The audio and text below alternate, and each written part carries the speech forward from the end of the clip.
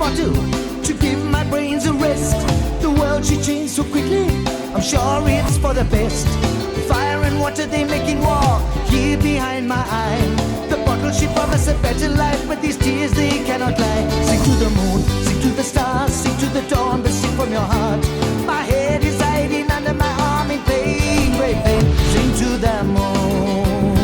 Hello, good afternoon. Welcome, ladies and gentlemen. Sanbonani maneni na maneni kazi. Goeiemiddag, dames en heren. Salam alaikum, shalom, heita, huzit and hola 7. Hello and welcome to another episode of Talking EthiX with Lulama and Corrie. This podcast is brought to you by EthiX app, that's EthiX with an X. That's right. The EthiX app is a collaboration between the EthiX Institute, Lesuba Difference and Corrie Campbell. So watch out for our details below. So, it's all about talking. Kaluma, praat met mekaar. Talk to each other. And today we are very proud to have Kris Dobie from the EthiX Institute here with us today. Thanks, Corrie. So Kris is a senior manager, Organisational Ethics at the EthiX Institute and a colleague of mine. Now what you don't know is Kris interviewed me a few years ago. It is my turn, Kris. It's revenge time. Tables are turned. Tables are turned. I'm going to be Davy Sanga Qabaka. If I remember correctly, I was very kind to you. Ah, yes. Maybe. I'm just taking revenge. Does he remember correctly? No. Oh, okay. Right, Kris. Thank you once again. It's very, very, very, very good of you to come through and talk to us today. Please explain to us, I know you work on numerous projects in the government departments and etc. What is minimum anti-corruption capacity guidance? What is that? So the anti-corruption initiatives in government actually come a long way. I know it's quite hard to believe sometimes, but government has tried at a bureaucratic level to do as much as it can to try and prevent corruption. So I actually think it's a 2002 government anti-corruption strategy. Required all government departments to have minimum anti-corruption capacity in place. So it's basically to put things in place to prevent, detect, investigate and respond to corruption. And the guidance document that we put together back then was a sort of a comprehensive beginner's guide to how do you institutionalize this in your organization as a government department. So since then, the debate has moved quite a bit to a more proactive type of stance, where it's integrity management rather than a purely anti-corruption type of focus, and trying to promote integrity rather than to be reactive against corruption. So the minimum anti-corruption capacity requirements are no longer the de facto standard for government departments. It's moved on to the public service regulations and ethics management now. 2002? Yeah. What's gone wrong? What happened in the interim? So I think it really is the challenge of political leadership. The bureaucrats in government are frequently trying to do their best. But yeah, the political leadership does make it more challenging to just comply. And the way I see it is you can't build a stable organization without stability in leadership. Now, the problem we sit with in government is that politics is, by its definition, unstable. So there's changes in government all the time. A minister comes, a minister goes, etc., etc. And what's been happening in government, especially during the Zuma years, is that as soon as a new minister comes in, they bring in a new DG or head of department or something like that. And now the entire organization starts planning from scratch. Now, in the Zuma administration, the average duration for a director general or a head of department was 2.5 years that they spent there. Now, you can't really build an organization if you were in the private sector and you think that all of your CEOs are going to stay for 2.5 years. You are setting yourself up for failure. So it's really a problem of the political tail wagging the bureaucratic dog. But surely And I think this pure logic. You've got your standards. So when someone new comes in, or someone leaves, someone new comes in, these are our standards. Now please just carry on with these standards. Why is it always back to square one? There's strategic plans and priority areas, and each new minister comes with a new priority area and political mandates that need to be enforced. And then, of course, there's also the deployment challenge. And I mean, the deployment conversation is theoretically a sensitive one, but the problem with deployment is that it so quickly goes over into patronage politics. So in other words, you're not really deploying people who are interested in doing the work, or who are the best cadres, or who are the best at the job and ideologically aligned to the political party in office. You find that you are now dealing with people who, someone's auntie. Well, not necessarily. Are politically, you're politically in debt to them for one thing or another, and so it becomes patronage politics, and it breaks down the system. And now the people in government who work in government are frequently extremely frustrated by their managers and things like that. There's a terminology that people are parachuted in. People talk about this. It's Openly so. The terminology has existed, as formed, where someone is parachuted in, and someone comes in, and your manager is now someone who is not competent, and you just have to make do with it. And of course, the challenge then is that a lot of good people end up leaving the public service. A lot of very good people are still there. I have a lot of very good public servants that I work with very frequently. But it's not an easy work environment. And Kris, we've had this problem with anti-corruption and corruption. It dates back to the Free Burgers already. And it seems the best we can ever do is commissions of inquiry. You can check the first one is already in the 1600s. Is there a problem with South Africans as a whole? Or is it a human thing that we just can't seem to get over that mental hurdle? I always think that it's a human problem, and we need to find systems that work better. One of our other projects that we have is the Local Government Ethical Leadership Initiative. Yeah. And there basically we're saying that local government is, to a large extent, or in many places, let's rather say that, in many places local government is dysfunctional. So, yes. As we say, they've taken the fun out of dysfunctionality. And so what you then ask yourself is this a case of bad people in the system? Or is it a case of a system that is difficult to lead ethically in? Is it that... No, if I had to put myself in that system, would I be able to make a difference? Assuming that I have some competence and integrity. Or is it a case that anybody who goes into that system find themselves really in a very difficult environment where it is just difficult to lead ethically? And that's the sort of mindset that we went into that project with, is saying that it can't be bad people. There are some bad people, of course, but it can't be the fact that everybody in the system is bad. Yes. So there's a lot of people in there who want to do the right thing and who want to start making a difference in their environment, but they need certain things to be in place for them to do that. So we did a lot of research in that project, and the one thing we asked is, what makes it difficult to lead ethically in your environment? What are the top three? Top three. First thing is politicization of local government. So it's the thing we talked about, the patronage politics, the deployment that goes along with a lack of skills. Yeah.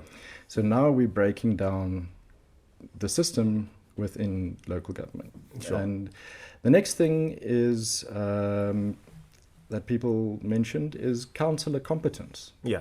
We're sitting, because it's a democratic process, there's absolutely no qualification that you need to be a councillor. But the local government environment is very technical. it's, I've been working in local government or in the local government environment for 10 plus years, and I still learn things. So it's a very legislated and regulated environment, and now you're asking someone without a matric qualification to come and provide oversight of a very technically governed organization. So, councillor competence is the other thing. And then the third thing that people mention is in some municipalities you get criminal capture. We're quite familiar with the terminology of state capture, but at the municipal level, sometimes we find that criminal networks have captured the municipality. And obviously, it goes with power structures. So in other words, your political structures, I suppose your political structures get captured or corrupted or whatever you call it, and that then captures the municipality, and then the wrong people get deployed into the municipalities, and it gets eaten up from the inside. Are they all local people that these criminal captures? I know you say politicized, but are they people in that community, in that municipality? I would think so, mostly. Mostly. Yeah. I think the local politics is generally quite local, but we don't really have research to back me up on that. Okay. Yeah. So would that be like with ESCOM? We heard of all these places that with the coal here and there. Yeah. Those are all localized. Those sort of gangs of people or whatever. Yeah, I don't know about. Most of them are local guys. So if you find in the particular power stations, even though there might be a bigger group that is benefiting somehow, but the guys who do all the heavy lifting are the locals. Yeah. Right. So they'll get their cut before they kick it back to someone more high level. Oh, right. And this is the thing. If you start breaking down the basics of the system, it opens it up, and people get pulled into things. Yes. Those people would, in any normal system, would have carried on being straight walking citizens. Sure. But now everyone gets pulled into this, and it becomes a. So the system is actually the problem. Basically. The system is the problem, but the people part of the system is the problem. You can't run an organization with the wrong people. I think we frequently try to solve people problem with system solutions. Yes. So we put more policies in place and more regulations in place, and now you've got your procurement process is now going to take you 6 months rather than 2 weeks. And the thing is, there's just more loopholes that people have to jump through, but they'll find a way. But how do you change the people thing then, if that's the essence of the problem? I don't have the silver bullet. I know you've been dealing with. I know no one seems to, but I think if we talk about it, maybe someone will come up with a So I mean, what we're suggesting at the moment, and it's not a new solution. The National Development Plan already said this in 2013. The professionalization framework talks about it in I think that's 2021. But basically, what the solution is saying is we need to depoliticize the appointment processes for senior leaders in the public service. Can that be termed the cadre deployment, as some people call it? Should that change? Is that what it is? Yeah. You are very much so. It is cadre deployment, but it's also trying to break the patronage politics link. Okay. So instead of a politicized environment, you go back to a meritocracy, where people get appointed who are competent and who have the right sets of skills and the right approach to what they want to do, and there's limited space for interference in the administration. So if you think about a board of directors shouldn't get involved in the day-to-day administration of a private sector organization. Yes. And frequently, I suppose it depends from board to board and the like, but the politicians start getting involved in who do we appoint lower down in the organization. Mm-hmm. Who does the tender go to? All of those types of questions, which they should have no qualm about. We've put governance systems in place, and we need to trust those governance systems to come up with the right solutions.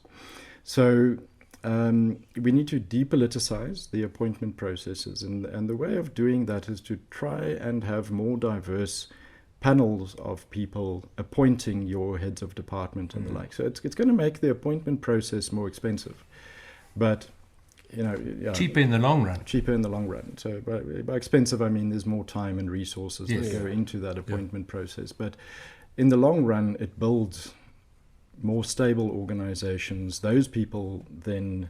So in my mind, what you need is people from professional bodies. Yes. Need to sit on the appointment panels. So you've got your... SAICA recommends someone, the Engineering Professions Council, they recommend someone. The Legal Society. The Legal Society recommends someone. While we're talking about the lawyers, that you know that it's not true that all lawyers are bad people. Isn't it? No, it's just 95% of them give the rest a bad name. I was under the I'm impression joking. it was Joking lawyers. I do love lawyers. Most of my family are lawyers. No, it's quite interesting. You spoke about the silver bullet. So Kris and I, most of our clients who come to us want a silver bullet to sort out all their problems. Yeah. How do you advise them, and what do you tell them? I think rather go for garlic. It tastes better. No, sometimes people also say we're going to do things in a new way. We're going to be revolutionary when it comes to ethics and the like. And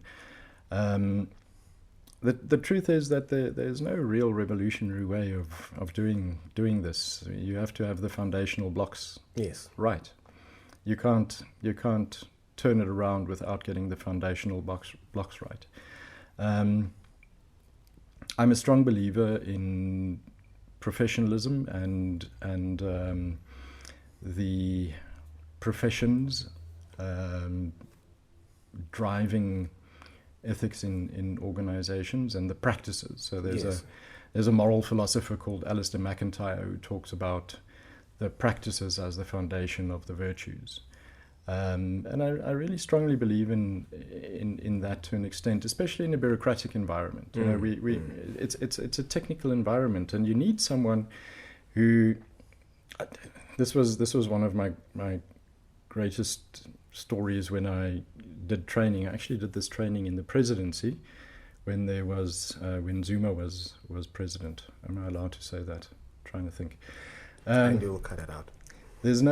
But there was a guy there who said, everyone is like, we get this political pressure and we need to bypass, or we get pressure from managers, we need to bypass this rule and we need to bypass this rule. And this guy just said, look, I've been given this little piece to look at, and this is my watch. Mm-hmm. If I give that away, I've got nothing. Sure. And just the sense of pride that he took in his work being his contribution to the world and to society, I just thought it was really something. It kind of touched me just to see how this guy felt that he's not going to move on his responsibility. He's got a professional responsibility which he is entrusted with. Absolutely. And we need to be, the thing is, you need to be either educated into those virtues. In other words, if you think about it, an engineer isn't going to take a shortcut if they think that there's going to be damage down the line. It's professional pride and professional integrity on the line. Obviously, there's cases where it happens the other way. Boy, do I have stories around that. I'm sure. But then we also need to be supported by organizations that align with those virtues and values. And if it falls flat there, then it becomes more difficult for people as well. So my sort of one-liner of what is an ethical organization is that it's where it's easier to do the right thing rather than the wrong thing. That's an ethical culture. There's more pressure on you to do the right thing rather than the wrong thing. And we don't have that everywhere. But there seems to be, and it comes up time and again, the conscience. There's a problem with conscience. You know, if I do this, it's wrong. If I do this, it's right. Like we learn as kids. But there might be historically, there's you know, because of trauma, because of this, because of that, apartheid maybe, or has damaged people, not just black people, white people as well. Is that got something to do with it, that people go down the wrong road, it seems, quite easily? Or am I wrong in that? I think it's, if you build the right environment, people will go down the wrong track. I mean, Nazi Germany is a good case in point. There's an entire group of people, entire country that went through that because it was easier to do the wrong thing rather than the right thing. For sure. And you build systems that are not supportive, and it's leadership's role to build those systems. And I think I'm not a I'm not a strong administrator myself, as people will tell you. But Don't look at me, I'm just as bad. But I think that people who can put structure into a system are doing a very big public good, and we underplay that. We assume that we can carry on with good intentions. When you say we? South Africa. Yeah. What did they say? The road to hell is paved with good intentions. Exactly. Yeah. It's not there's no pull through. You can sit and have a wonderful meeting with someone. They agree with everything you're saying. It's all right, and then nothing happens. They go home and nothing happens. Yeah, but it's also they don't necessarily know how to build the system that should be built, and that's what we're trying to do with our code for ethical leadership in local government. And it's a governance code to an extent. So the first thing that it talks about is, it says that ethical leader, well, we start with the spirit of local government, or of ethical leadership in local government, saying that we lead in the long-term sustainable interest of the municipality and all its communities. So it's a long-term vision. It's not, because I might look at you and say you're in need. Let us deplete our resources as a municipality to help you. But now we've solved the short-term solution. Yeah. We haven't, and governance is a long-term thing. Sure. So in other words, I'm well-intentioned. I really am trying to do the right thing. But now I'm solving I'm creating a long-term problem with a short-term solution. So that's the spirit of ethical leadership. Then we say that an ethical leader, then we've got 7 principles. And if you'll allow me, I'll go through all 7. Please do. I mean, this is one of the most important things. If you don't stop me, I'm going to go through all 7. Good, go for it. But the first principle is that an ethical leader needs to set an ethical tone. So by that you mean that you create an environment where if someone does something that is against our principles of respect that we have, then as a leader, you need to say something. I once facilitated a public session. It was in Cape Town, and the one person, he was a public servant, and a member of public really attacked him, and I was the chairperson, so to speak. And after a while, the guy looked at me and he said, "Chair, protect me." And I realized, you're right. That's my role. I need to set the tone. Yes. And if you don't do that, you are failing in that role. And if this guy hadn't said it, it could de-escalate and the entire thing can become a blow up. A blow up and a free-for-all. And like we see in Parliament frequently, that the principles of ethical discourse have been lost. So firstly, set an ethical tone. The second thing is to follow a community-centered approach to governance. So it's very much the same as the spirit of local government, but it's community-centered. We engage with our communities. We do what we do because we want the communities to be there. The third thing is to respect the distinction between the political and the administrative spheres of government, and the boundary between the political and the administrative spheres of government. In other words, as a leader in the political sphere, you stay in the political lane, and as a leader in the administrative sphere, you stay in the administrative lane. But you work as constructively as you can with the leader from the other Isn't spectrum. that a lot where the overlap starts happening and the blurring starts happening? It with does. It's a political- difficult. There's always tension in that Yeah. space, and we're never going to get rid of the tension in that space. But there's some fundamentals, and we give very basic examples, like don't get involved in the appointment processes, don't get involved in the tender processes. That's not your space. If you're in the political sphere. But it's just you're on 3. But if you do say that, don't get involved in the selection process, and people do, are there consequences? Are there how can one police that? Because that seems like a very important point. The 3rd point that you've just brought up. Yeah, that is dealt with under the 6th point, I think. Oh, okay. I'll wait for that. No, it's a very difficult thing. And one of the big conversations that we had about the code is, does it need to be enforceable or not? But let me get back to Sorry the to interrupt you. enforceability thing a little bit later. Cool. The 4th point is to then appoint people with competence and integrity into the administration. So you can be who you want to be on the political side. There's a democratic process. We haven't solved that challenge yet of how do we get competent people into the political sphere. To an extent, it's the responsibility of political parties.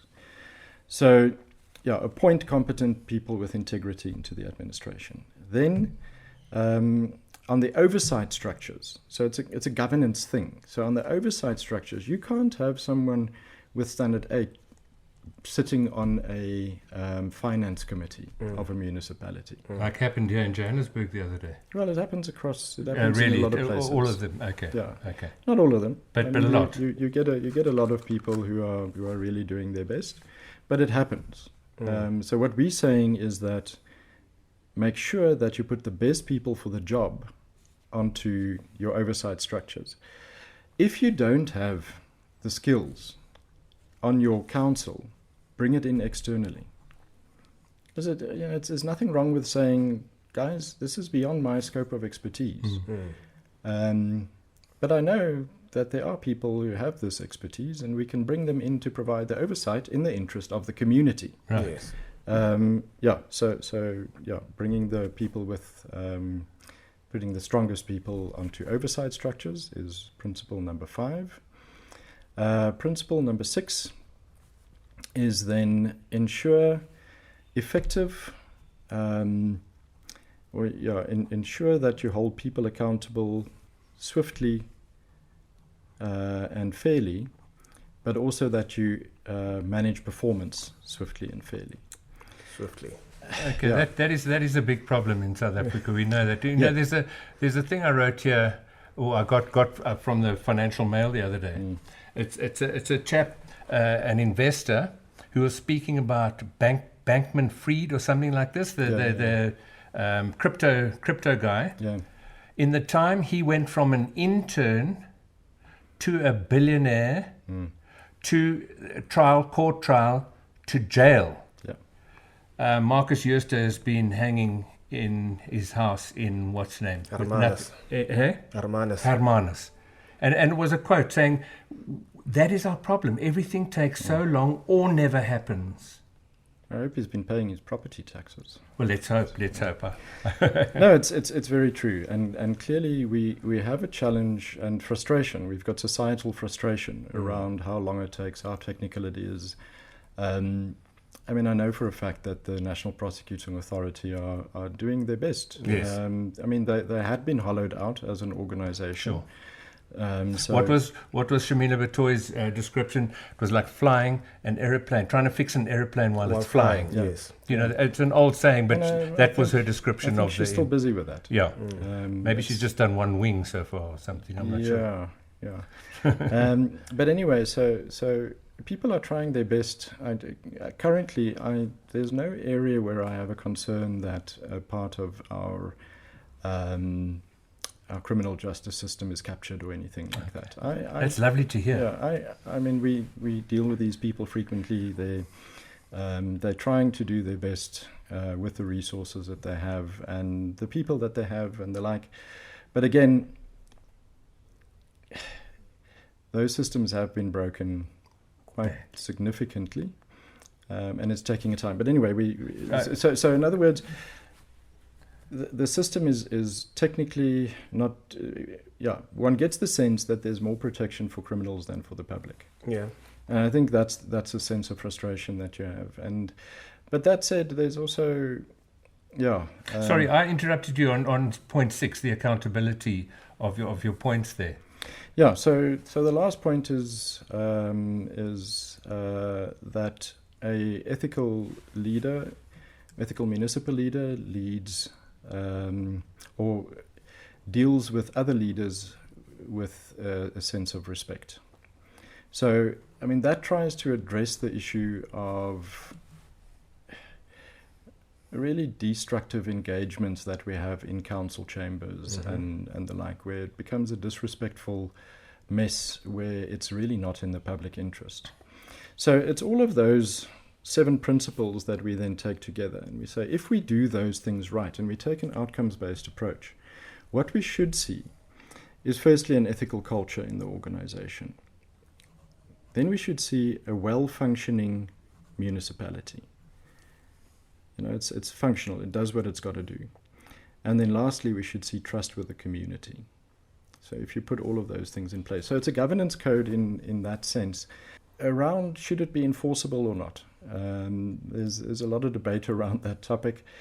We're saying, look, we've got a lot of legislation and regulations that are enforceable, but it's not being enforced. So let's go back to the spirit of things. Let's go back and say, look, I can't force you. And as we say, you can't legislate or regulate ethical leadership. So I can't force you to be an ethical leader. I can't force you to be ethical. I can't force you to be a leader. I can force you to follow certain procedures, but you're going to do that in whatever way you want to do. So it's a moral choice. Right. And we take it back and we say, look, here's a moral choice. What our research shows is if you go down this avenue, you're probably going to lead to negative outcomes. If you go down this avenue, you're probably going to lead to positive outcomes. You choose. Nice. We can't force you one way or the other. So to put another bit of regulation and legislation in place, we feel is counterproductive. We need to have a conversation about the spirit of ethical leadership and the moral choice that people have as leaders. Don't you think we should have also a social contract with political parties on accountability and enforcement to say, okay, so these are some of the interventions we've put into place in the public sector. Please, when you come in, do not restart them from scratch. These are working. We're talking to political parties, not to you guys in government. When you're talking about accountability, you've got one premier a few years ago who said, I resigned as premier and I handed in my resignation to the chairperson. But the chairperson refused my resignation. The chairperson was him in the political party. So you do get those grey areas once again. No, it's not a grey area. It's the spirit of things. Exactly. We legally you're right, but morally you're wrong. Exactly. And if you look at some of the more advanced democratic economies, you start in private sector, then you move to public sector. So your end goal is to end up in public sector. In SA, it's the other way around. Yeah. I start in public sector to get a foot in, and my goal is to move into private sector. Yeah, I think when frequently the way the democratic system is designed, one gets the sense is that it is almost to try and say, okay, here we have a bunch of people. And so going down to very basics, we are here in this community and we need someone to represent us to interact with the municipality, all those workers, because we can't, as community, if everyone says, I want this, I want this, I want this, it's going to be chaos. So now we want someone with a bit of wisdom to go and sit on that council and represent us as society, as community. So theoretically, I'm going to choose someone who has already distinguished themselves in civil life to go and represent me. But what we find, I suppose probably because of where we come from as a country, is that it's not that. We've got, I suppose also internationally, you get career politicians. Yes. And so they they haven't distinguished themselves in civil life in another way. They're just career politicians. True. But they're in political parties, and that's the way it goes. I suppose even that is a very technical area. I mean, it's being in politics isn't plain straight sailing. I personally don't want to be in politics. I've seen the abuse that our councillor gets on our WhatsApp group. But yeah, I think the problem is that we are attracting the wrong people into politics. And I think a good example would be if you look at the US. They voted how many times? For 3 days, trying to get a speaker in. But their system is being tested very severely. Extremely so. And being caught very light. Yes. I think they're struggling with, they're now sitting with a thing, if I understand correctly, that if Donald Trump does get convicted, but he also is president, he can pardon himself. Yes, he can pardon himself, and then he can also go after the people who came for him. That sounds like a comedy script. It is a comedy but it script. is. It's absolutely bizarre that your system allows that. They've never had to test it this, this way. yes. Yeah. Because they've had people with a lot more integrity in politics. Sure, but now absolutely. it gets tested and it gets made into a joke. Just to take you back, Kris, if I may. I've been chatting to guys about why is this, I have at a workplace that I work at as well.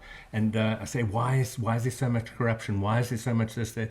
And they all say, we need a benevolent dictatorship to fix it. I've heard that so many times because, and Marcus Jooste comes up, and then why is it always politicians? Well, politicians because it's our tax money and that's private money, but they're still crooks. I mean, the chap who was the crook with Marcus Jooste has been tried and sentenced in Germany already. Yes. So, and they say dictatorship. If we have a benevolent dictatorship, everything will be fixed, and that is the opinion of a lot of people out there. How are we going to select it? I know. But that people are desperate. Yeah, of course they're desperate. But where are we going to find a benevolent dictator? But to come back to accountability, and maybe isn't it? You've got to force accountability on occasion. Is that also you found that to be the wrong situation? I think we need to look at, and these are all long-term solutions. Right. We are a young democracy. We're struggling with certain things. I think if you go back, I mean, Sweden is one of the top democracies now in the world. If you take them back 100 years, 200 years, it was chaos, or by today's standards, the whole Scandinavian region. Yeah, exactly. So I think it's difficult to say let's be patient, because we shouldn't be patient. But we need to build our systems, and this is where I think Cyril Ramaphosa has tried to build the systems. There's a lot, I think, politically that he hasn't done, but he's tried to stabilize the systems. But I think there's a broader discourse about legislation. I mean, how is it possible that you're right? How is it possible that one guy can have gone from being an intern, committed his crime, gone to prison, intern billionaire, before Marcus Jooste is being brought to and work? he started, I think, I speak under correction, 2.5 years after that December thing for Marcus Jooste. Yeah, well, a while back. I mean, he was 2016, isn't it? Yeah, he gained prominence around COVID time, and in between that time, it's we need to look at ourselves. But I mean, benevolent dictatorship is all good and well for those who can afford it, but it's not going to happen. I mean, where do you find a benevolent dictator? And I've heard the conversation where people say democracy has failed us. Yes.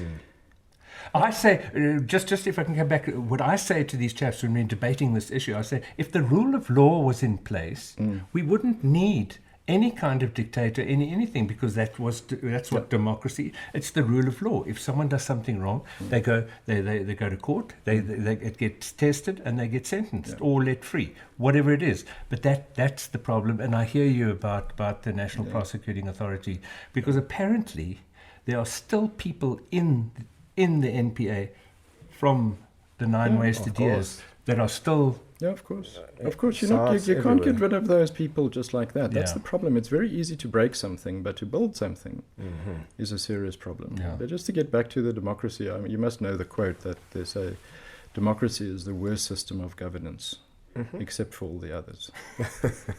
So It's true, and if you look at how many dictatorships came up, it was a democracy, but there was no accountability. Yeah. And then you get a charismatic leader who goes, "Only I can." They failed you here. Only I can. If you look at Trump and how he campaigned, he said, "I'm not going to speak to the intellectuals. I'm not going to speak to middle class. I'm going to speak to those who are not in the know, but what they see is this. So I'm going to speak bluntly like that, and I'm not going to campaign to everyone." And look at the stronghold he's got in the US, and he's literally bending that system and their democracy to its very edge. So, being the capitalist that he is, I'm sure he'd like a communist system that has a lot less checks and balances and a lot more centralization of power. Exactly. So, no, I don't. I mean, it's obviously a discussion that people are having, but it just shows the desperation. There's desperation out there. No, there's very People are serious. desperate. They're looking for something. So People are- democracy's not working. Let's try this or let's try that to try and fix it, because we all want to live a good life, a fair life with respect and dignity. Yeah. How do we go about it? No, people are.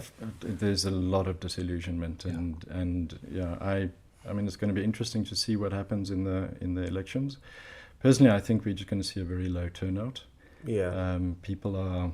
They're not going to go. They just don't see why, and That is so sad. and it's a problem.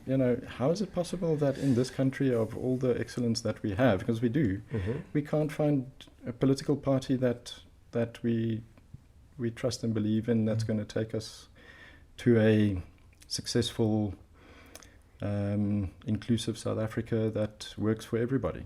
Well, historical liberation parties, Yeah, they don't do that. no, they don't follow through on that. They're good at the let's Let's get get the there, freedom but once thing. they take Yes, over. once they take over, then you need them to. But I've always thought that if you think about it, if you are in a liberation party, by definition, aren't you attracting a lot of mavericks into that Yes. structure? You're looking at people who say, I don't care about the rules, they're wrong, I'm just going to do whatever I want.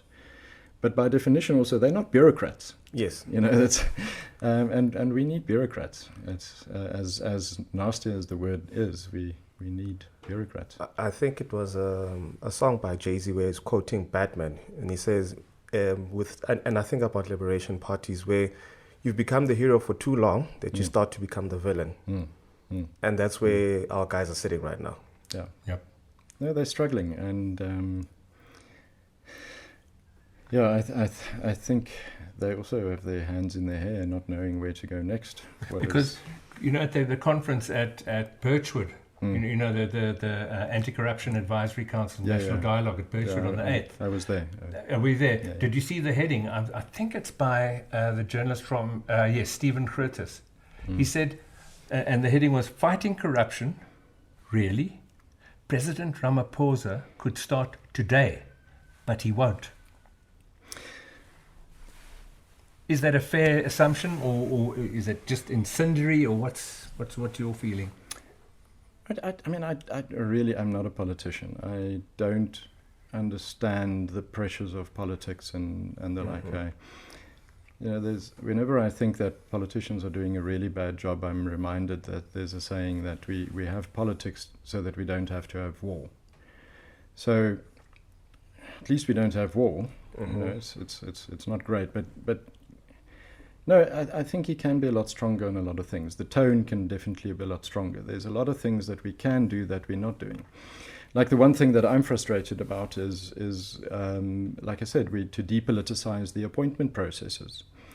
There's currently legislation in front of Parliament that is saying that they are taking the National Development Plan and the professionalization framework, and they are now trying to de-link or to reduce the political influence over the appointment processes. But it's so weak that it's not going to work. So why can't we just have the right solution? Why do we have to have like 7th grade solutions? Why can't we just have solution number one? It's not that difficult. The most logical. The most logical, potentially most effective thing that we can do. We do 5,000 things, but we don't resource them. So there's government units who do promote ethics.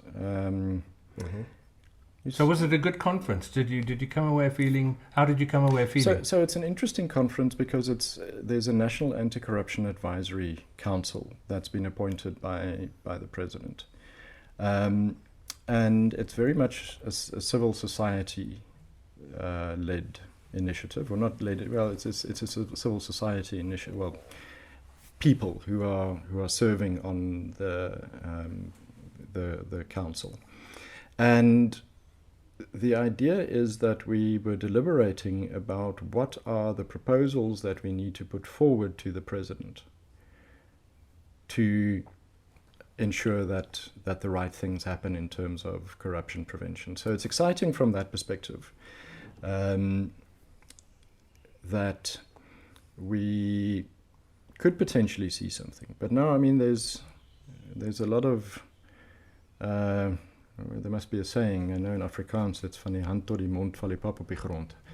So from hand to mouth, the pap falls on, porridge falls on the ground. Floor. Yeah. So there's a lot of space between this council making the right recommendations, and even that's not easy. I mean, just in terms of anti-corruption agencies, it's technically quite complicated.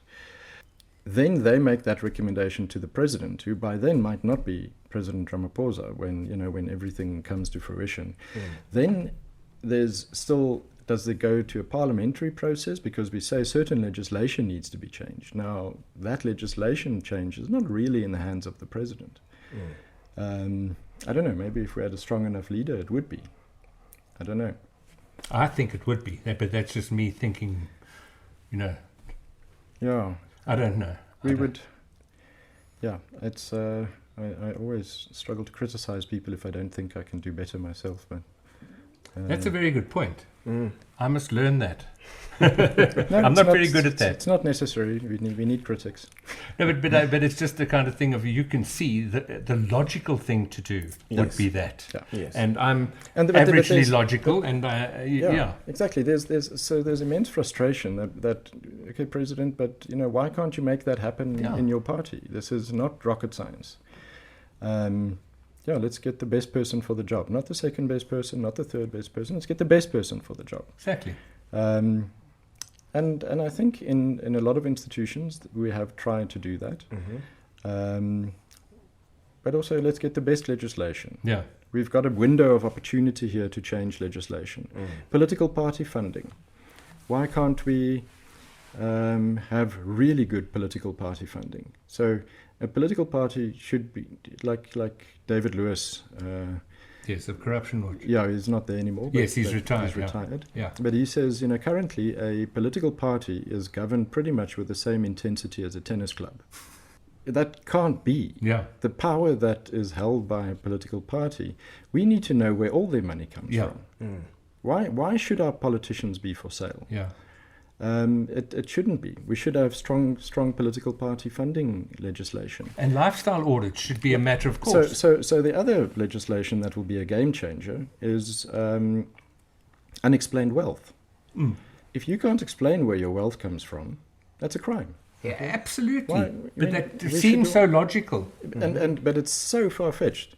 The remuneration of whistleblowers. In other words, we're saying we're not just protecting whistleblowers. We actually, if we use your whistleblowing report to take someone to retrieve certain funds, you will get a proportion of that money. And that can be millions of rands. I spoke about that the other day on my LinkedIn. I believe it should happen. I know there's a strong argument for people to say it shouldn't happen, but I am hugely in favor of a portion, be it 1% or 0.25%, depending on the amount of money. Make it 10%. Or 10%. So you agree with that? Yeah. It's a risk-reward thing. Currently, we are expecting whistleblowers to take a personal risk for a public benefit.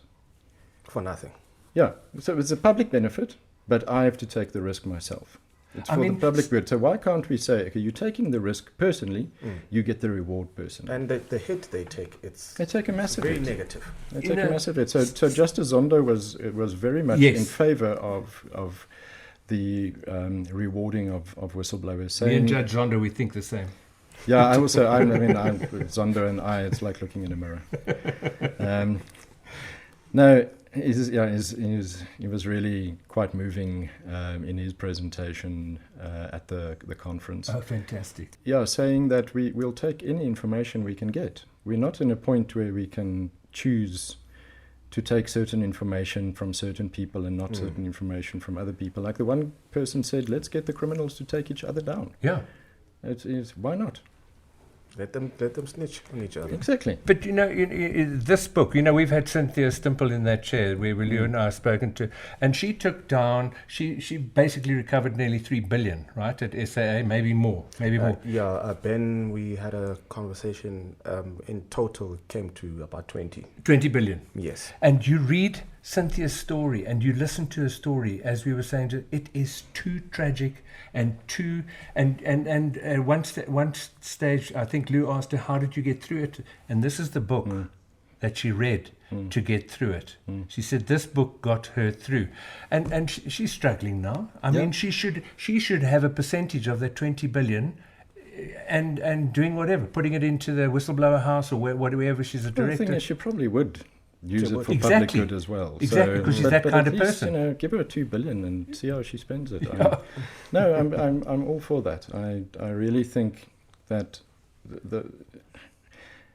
and they have it in the States. Yes. There's legislation where for tax and things like that. Yes. If you make that report, you can get a portion of it, and there's a massive risk associated with Absolutely. Well, the one chap who took down the Defence Force, he lived in a tree. I've got a book here, sort of, I don't know, somewhere around here. And it took him 7 years to get there, but by that time he was already in a hut in a mountain, or he had been ostracized and kicked out of everything. But he got the money, eventually got some money, and he just stayed there because he'd been, his life had been destroyed so much for whistleblowing that he could never come back, which I find so unfair. I think we're all in agreement on that. Yeah, and I don't know what the solution is, but well, the solution is they must start paying whistleblowers. yeah, That is the solution, in my opinion. I just want to change tack slightly. You studied something else. Landscaping. You're a landscape architect. I did study landscape architecture, yes. What? I found it fascinating. And then you did a cum laude ethics, what was it, an ethics? So I did a MPhil in workplace ethics at the University of Pretoria. So you're Dr. Kris Dobie? No. Master of Philosophy, sorry. Yes, not a yes. Not a DPhil or a doctorate. What made you change to ethics from your previous landscape architecture? Your landscape. What is that they say? People don't quit organizations; they quit managers. And at that point, the person I was working for was not someone that I got along with. So I said, "It's bad work, bad hours, bad people. There must be something better." If I had worked at a better organization, I might still have been a landscape architect. But I moved from that. Then I worked in digital aerial photography for a while. Okay. And what, on hang gliders? No. It's like I said. You take 3 words: digital, aerial, and photography. And individually, they actually all sound quite interesting. But if you put them together, it's quite boring. You sit behind a computer, and you work with the images that someone else took. Oh, I see. Basically making the images that today we see on Google Maps and things like that. So this is going back to the early 2000s, which at that point it was quite revolutionary technology that could make you, that could deal with that amount of pixels.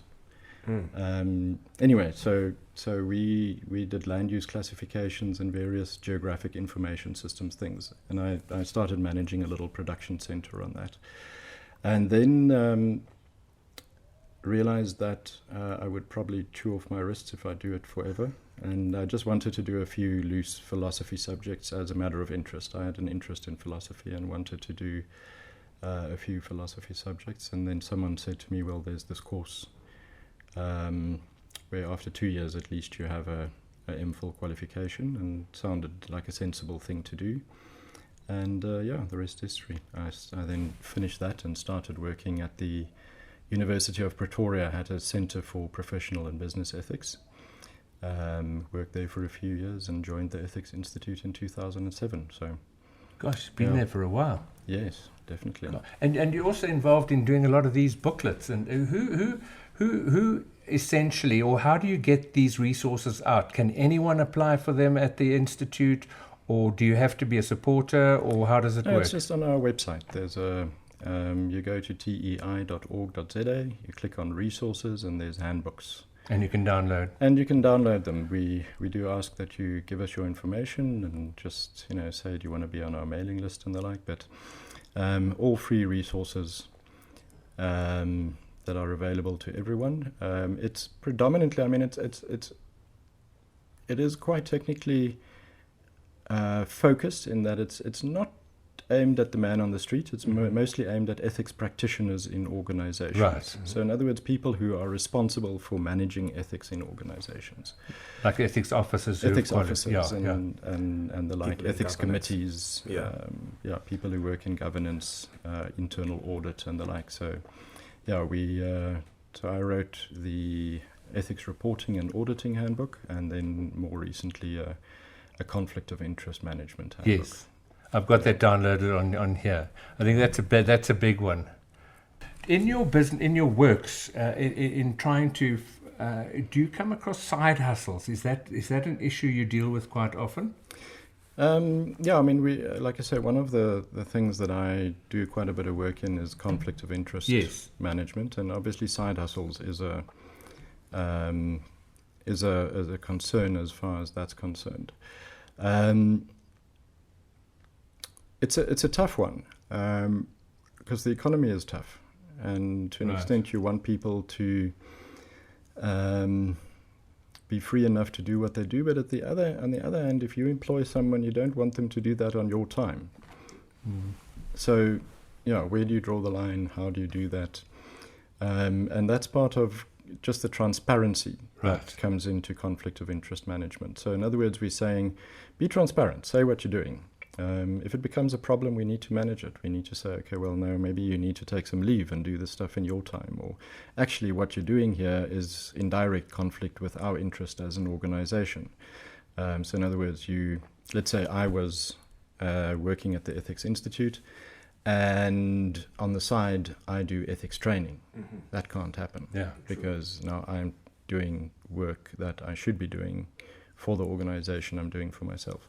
So there needs to be transparency around how we manage that and how we do it, while at the same time not taking away people's livelihoods. Yes. Times are tough. So, Kris, there's that disconnect.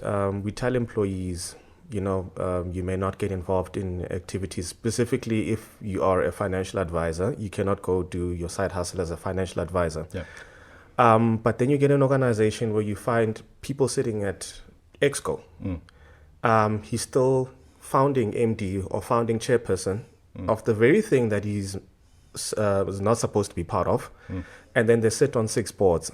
And then you go to your employees and you go, that's a conflict of interest. But you yourself, you're sitting on 6 boards. And, the argument could be, but, I'm meeting my mandate and I'm not suffering. But you've got the power of delegation. You can delegate some of the work you should actually be doing to someone below you. Yeah. And it sort of creates that inequality there. And it sends a disjointed message. And sometimes I think you get employees who go, you know what, this is unfair. I'm just not going to disclose or declare. Of course. Because at the top there, it's all good. But when we do it here, it's a problem. Yeah, of course. I think you got to expect that people are going to do what's normal. And pretty much if leadership behaves in a certain way, people will use that to justify their behaviors that are not necessarily in line with the values of the written values of the organization. Sure. So we rationalize our our actions. And if you have some really nice excuse like the leaders are doing it, then It's done.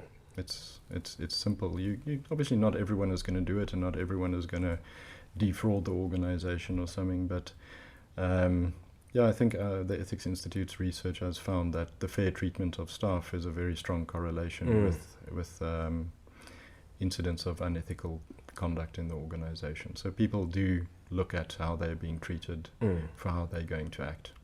What was Chris's childhood like? Why you want to go there? I know this is the only forum I can ask you. At work, you won't answer You that. can tell me. We can go for a drink. I'll tell you about my childhood. Skip out the parts that we can't mention on camera. Chris's childhood. I'm going to say one thing, and I think that'll wrap it up. I grew up in Benoni. Oh yeah, no. Okay, let's move on then. Yeah, mallet, the tattoos. Yeah, That's enough. Just Chris, I want to just get your thing. Something that's been plaguing me for a few days. You know the lady that was going to testify in court the other day, about 4 or 5 days ago, against some policemen, and she was murdered walking into the court. Shouldn't the first port of call be, who was she going to testify against? Go for those people, and they it has to be something like that. Or how does it work? well, I suppose you need evidence. It's that. But isn't that quite strong thing. evidence? She's been shot in the court grounds because she's testifying against A, B, C, and D. Yeah, but the thing is, then it can become a free-for-all. So in other words, I don't like this person. They're going to testify in court. I kill them, and obviously it's the person they're testifying against. So it's not that cut and dry. But I mean, what did they say? If it quacks like a duck and looks like a duck, it probably is a duck. Probably is one. Mm-hmm. Yeah. Anyway, that was just something. Of course. And I think that's the injustice that we are so technical about things. At some point, one just thinks that you need to be able to look at someone's character. Mm-hmm. So let's say that someone has done something wrong, but they're not a bad person. Surely we can see that. It's they've made a mistake. They've screwed up badly, and they need to carry the consequences of that. But it's not the same as someone who systemically and purposefully breaks South Africa, like Jacob Zuma and the Guptas. I mean, it's the character of the people must be able to tell you something, and we need to be able to do something with character, and yet it's totally. Almost, as far as I know, it's inadmissible. We just don't look at it. We assume everyone is innocent till proven guilty. I've got a poem. If you can give me a minute. Yeah. So I mean, at one point in South Africa, we were very much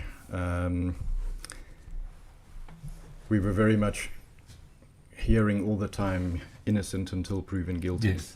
Mm-hmm. But no guilt has been proven as yet, so we can't really assume innocence. Anyway, there's a Ogden Nash poem that sort of points the other way. It says, "Our fathers claimed by obvious madness moved, man's innocent until his guilt is proved. They would have known had they not been confused. He is innocent until he is accused." So, I think we don't consider someone's character when we make these judgments about things. And I also look at, let's say we're appointing a new public protector, like we did our previous one. Mm-hmm. That person had a professional life Before that, yeah? before that. Why are we not considering their professional lives? We're looking at an interview that they are doing.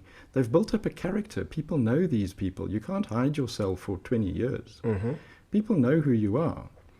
And I'm sure if you had said to people, this person is now going to become public protector, they would have said, what? A lot did. Yeah. A lot did. So, whereas, Thuli Madonsela might have done something wrong somewhere along the line, I don't know, but her character is impeccable. Exemplary, Yeah, there wasn't hoo-ha around it. Okay.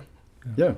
So, and at that point, that was one of those cases where this person is the second or third best, but politically we can agree on this one. Why can't we take the best one? It's the best one makes sense. That's true. I think on that note, we must take the best one from now on. Kris, thank you very much. Thanks, Corey. It's been fantastic. Kris, I'll see you at work. See you on Monday. Yeah. Cheers, man. We're off tomorrow. No, we're doing the working from home thing. Oh, right. Okay. Yeah. Okay. Kind recording. Thank you so much for coming through, Kris. Really thanks. appreciate it. Thank you once again for joining us. Talking Ethics with Lou and Corey. Remember to hit the subscribe button or the bell, whatever pronoun you prefer. And please follow us on socials on Facebook, YouTube, as well as LinkedIn. And can't wait to join you again in our next episode of Talking Ethics with Corey and Lou. I climbed inside the bottle to give my brains a rest. The world she changed so quickly, I'm sure it's for the best. Fire and water, they making war here behind my eye. The bottle, she promised a better life, but these tears, they cannot lie. Sing to the moon, sing to the stars, sing to the dawn, but sing from your heart.